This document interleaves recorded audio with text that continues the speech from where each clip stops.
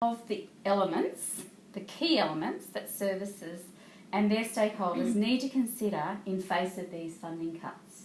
I think one of the first things to consider is that family daycare has experienced lots and lots of change already.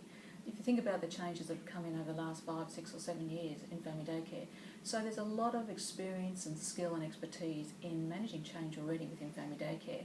And to keep this one in perspective, and think about what are the skills that have been used in the past to manage change constructively and to access and bring those skills to the fore for this particular change. I think that one's really important.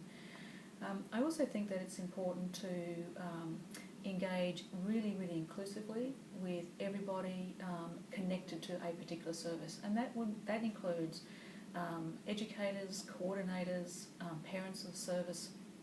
Sometimes coordination teams think that, well, we need to actually just manage it all, and I think it's important not to be overly protectionistic, but to also recognise the skills that everyone else and perspectives that everyone else will bring to conversations about how we actually manage this change.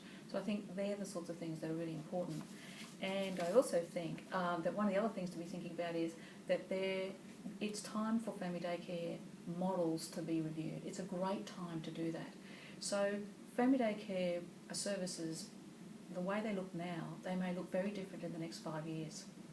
So it's time to have conversations, and sometimes you've got to be brave to have them. Conversations about what are the models, diversification of models that we can engage in. Where might be the new innovative practice that we haven't tried yet? What are the strategic alliances that we can connect with?